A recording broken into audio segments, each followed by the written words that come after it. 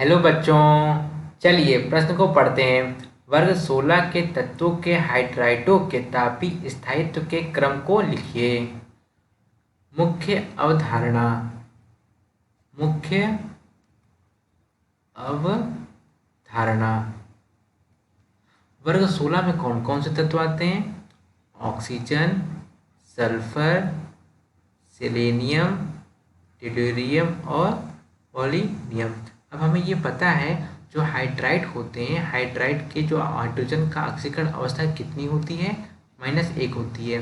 तो हमारा ये ऑक्सीजन क्या करेगा? ऑक्सीजन का हाइड्राइड क्या होगा? H2O। सल्फर का H2S, सेलेनियम का H2Se, टेलुरियम का H2Te और पोलिनियम का H2PO। और ये जितने भी तत्व होते हैं, इन तत्व की ऑक्सीकरण अवस्था कितनी होती है? -2 होती है। ठीक है। अब हमें ये पता है वर्ग में ऊपर से नीचे जाने पर क्या होता है? परमाणु का आकार बढ़ता है। परमाणु आकार बढ़ता है। परमाणु आकार बढ़ता है तो क्या बढ़ेगा? बंध की लंबाई बढ़ जाएगी। बंध की लंबाई बढ़ जाएगी। बंध की लंबाई बढ़ जाएगी तो क्या हो जाए? बंध जो सामर्थ्य है, बंध सामर्थ्य है वो हमारा कम हो जाएगा। बंध सामर्थ्य कम हो जाएगा। आइए समझते हैं। देखिए, ये हो गया हमारा हाइड्रोजन। देखिए, ये हमारा हो गया हाइड्रोजन, ये हो गया हमारा सल्फर, ये हो गया हमारा सेलेनियम, ये हो गया हमारा टेलुरियम और ये हमारा हो गया पोलिनियम। हाइड्राइड तो सब में समान है। हाइड्राइड है वो सब में क्या है? समान है। हाइड्राइड जब सब में समान है तो ये इनके बीच की बंध की लंबाई सबसे कम होगी, क्योंकि ये हाइड्रोजन और ऑक्सीजन का आकार समान है। और धीरे धीरे ये हमारा क्या होगा? बंध की लंबाई धीरे धीरे बढ़ जाएगी। बंध की लंबाई धीरे धीरे बढ़ने से क्या होगा? बंध सामर्थ्य ऊर्जा कम हो जाएगी। अब इसको ऐसे समझते हैं। देखिए, ये हमारा हो गया ऑक्सीजन, ये हमारा हो गया हाइड्रोजन और ये हमारा हो गया हाइड्रोजन। ये हमारा हो गया पोलिनियम, ये हमारा हो गया हाइड्रोजन और ये हमारा हो गया हाइड्रोजन।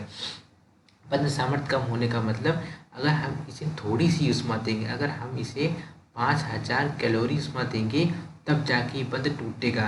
और ठीक इसको अगर हम 500 कैलोरी ऊष्मा देंगे तब ये बंध आसानी से टूट जाएगी। इसकी तुलना में हमें इसे ज़्यादा ऊष्मा देना पड़ेगी। क्यों? क्योंकि इसकी बंध सामर्थ्य ऊर्जा ज़्यादा है और इसकी बंध सामर्थ्य ऊर्जा कम है। तो हमारे ऊष्मा स्थायित्व का क्रम क्या होगा?